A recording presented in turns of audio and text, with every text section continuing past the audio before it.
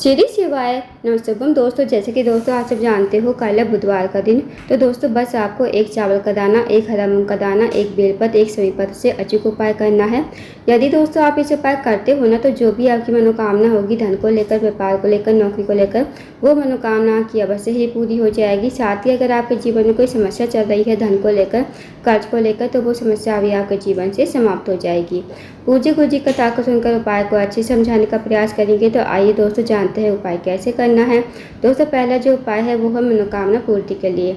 यदि आपकी कोई विशेष मनोकामना है धन को लेकर, व्यापार को लेकर, नौकरी को लेकर, तो आप इस उपाय को अवश्य कीजिए। इस उपाय करने के लिए सबसे पहले आपको एक लोटा जल लेना है तांबे के पात्र में। साथ ही आपको लेना है एक चावल का दाना, एक बेलपत्र, एक समी पत्र और एक हरा मूंग का दाना। अब जो आप चारों सामग्री लोगे ना दोस्तों, खंडित नहीं होनी चाहिए, इस बात का ध्यान रखना। अब आपको चारों सामग्री लोटे के जल में डाल देनी है। एक बेलपत्र, एक समी पत्र, एक हरा मूंग का दाना, एक चावल का दाना।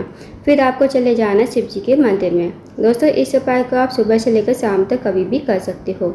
शिव जी के मंदिर में जाकर सबसे पहले आपको उत्तर की तरफ मुँह कर खड़ा होना है। भगवान से प्रार्थना करनी है कि हे महादेव, मेरे जीवन की ये मनोकामना है, काफ़ी दिन से अधूरी पड़ी, आप मेरी मनोकामना को पूर्ण करें। तो आपको ऐसी प्रार्थना विनती करते हुए आपको लोटे का जल शिवलिंग के ऊपर समर्पित कर देना है। फिर आपको 2 मिनट मंदिर बैठना है, श्री शिवाय नमस्तुभ्यम का जाप करना है। फिर आपको भगवान को प्रणाम करते हुए, विनती करते हुए आपको अपने घर पर आ जाना है। तो दोस्तों करके देखिएगा, बहुत ही अचूक विशेष उपाय है। इस उपाय को दोस्तों यदि आप करते हो तो जो भी आपकी मनोकामना होगी वो मनोकामना आपकी अवश्य ही पूरी हो जाएगी। अब जानते हैं दोस्तों अगले उपाय के बारे में। दोस्तों अगला जो उपाय है वो है रोग मुक्ति के लिए। यदि आपके घर में कोई व्यक्ति काफ़ी दिन से बीमार पड़ा है, उसकी जो बीमारी है दूर होने का नाम नहीं ले रही है, तो आप इस उपाय को अवश्य कीजिए। इस उपाय करने के लिए आपको एक लोटा जल लेना है तांबे के पात्र पे। साथ ही आपको एक बेलपत्र लेना है जो कहीं से कटी पट्टी खंडित ना हो। उसके बाद आपको चले जाना है शिव जी के मंदिर में। इस उपाय को दोस्तों आप सुबह से लेकर शाम तक कभी भी कर सकते हो। शिव जी के मंदिर में जाकर सबसे पहले आपको एक लोटा जल शिवलिंग के ऊपर श्री शिवाय नमस्तुभ्यम कहते हुए समर्पित कर देना है। अब जो दोस्तों आपके पास बेलपत्र है ना, बेलपत्र को आपको अपने सीधे हाथ में रखना है। भगवान से प्रार्थना करनी है उस रोगी व्यक्ति के लिए जो रोगी व्यक्ति आपके घर में काफ़ी लंबे समय से बीमार पड़ा है। आपको उस रोगी व्यक्ति का नाम लेते हुए, गोत्र बोलते हुए, बेलपत्र को आपको कुंडकेश्वर महादेव का नाम लेते हुए शिवलिंग के ऊपर समर्पित कर देना है।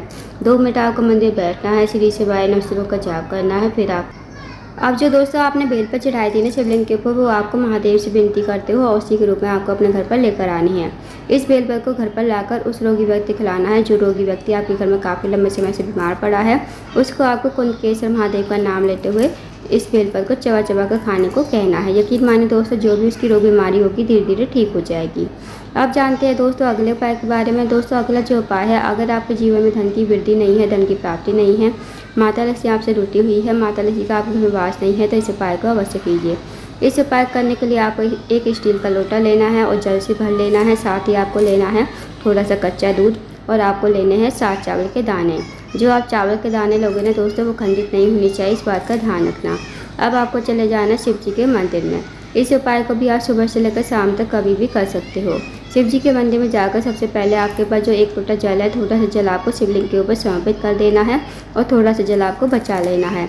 बचे हुए जल में आपके पास जो कच्चा दूध है वो कच्चा दूध आपको लोटे के जल में डाल देना है और जो 7 चावल के दाने हैं वो चावल के दाने भी आपको लोटे के जल में डाल देने हैं।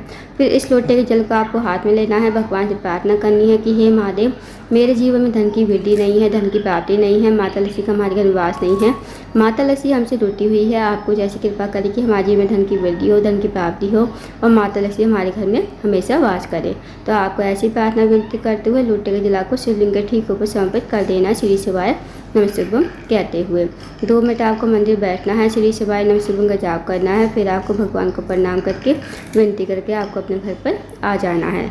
तो दोस्तों करके देखिएगा, बहुत ही अचूक विशेष उपाय है। इस उपाय यदि आप करते हो तो जो भी आपकी मनोकामना होगी, जो भी आपकी धन से जुड़ी समस्या होगी, वो समस्या आपकी हमेशा के लिए दूर हो जाएगी और माता लक्ष्मी का वास हमेशा आपके घर में होगा।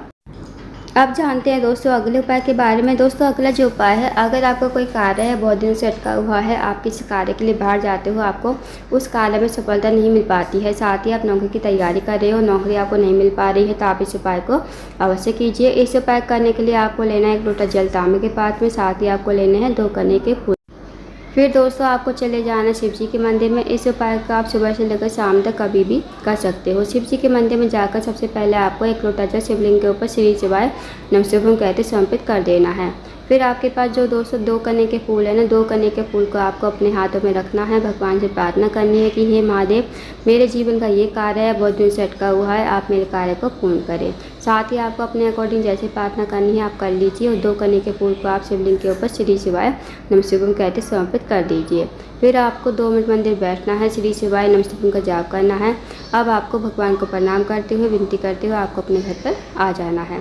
तो दोस्तों करके देखिएगा, यदि आप इस उपाय करते हो तो जो भी आपका कार्य अटका हुआ होगा वो कार्य आपका पूर्ण हो जाएगा। तो दोस्तों ये थे कुछ विशेष उपाय जो आपको बुधवार के दिन कर। इन उपाय को अवश्य कीजिएगा। अगर आपको जानकारी पसंद आई हो वीडियो को लाइक करें, शेयर करें, चैनल को जरूर सब्सक्राइब करें। कमेंट बॉक्स में श्री शिवाय नमः हर हर महादेव जरूर लिखें।